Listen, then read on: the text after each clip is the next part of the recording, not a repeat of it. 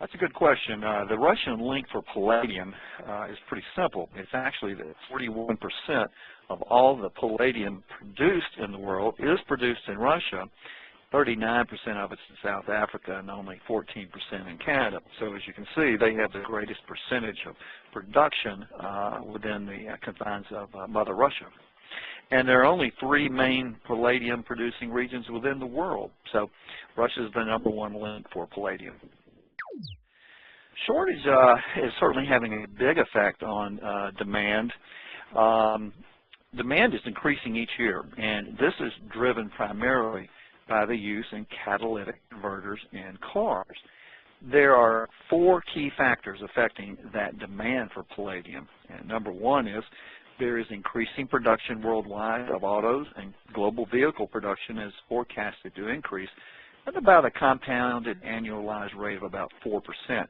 That means there will be over 100 million units by 2017, and most of that growth is driven by the emerging markets.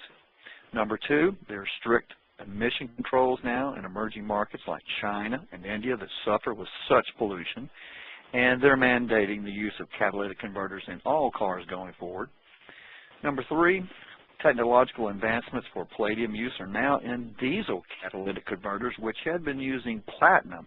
Platinum is far more expensive than palladium, and palladium is now being used in replacement of platinum in diesel catalytic converters.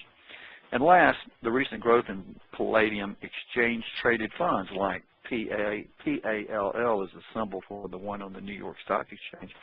That has significantly contributed to the increased demand for palladium, because those ETFs have only been around since 2007, and they currently hold about 2 million ounces in physical bar form. So all of the above that I talked about creates a great demand for a product with limited supply and declining production. So that's a perfect example of the type of investment that you would like to own. I think we all know what happens if you have a shortage in supply and a demand for something. As with any commodity supply, the demand affects the price of that commodity. Now, the growth in palladium production is constrained by 3 main areas. #1, you've got political and infrastructure problems in South Africa, which is the 2nd largest producer. You've got actually declining production in the largest producer, that's Russia. And 3, there are no new mines anywhere in the world at this moment. And those 3 countries, Russia, South Africa, and Canada, are the only 3 places you find palladium. So South Africa, though, is the real problem in the demand, or I should say the supply chain, because they have deeper mines, and those cost a lot more money to mine. And they have a lot of power and water limitations in the country, too, and there's certainly a shortage of skilled labor. And they've been having such labor unrest and strikes in South Africa that has reduced the supply by about 280,000 ounces each year for the last 3 years. So what we have is a perfect storm. We have investment demand that's rising, and we have declining supply, and we all know what that does.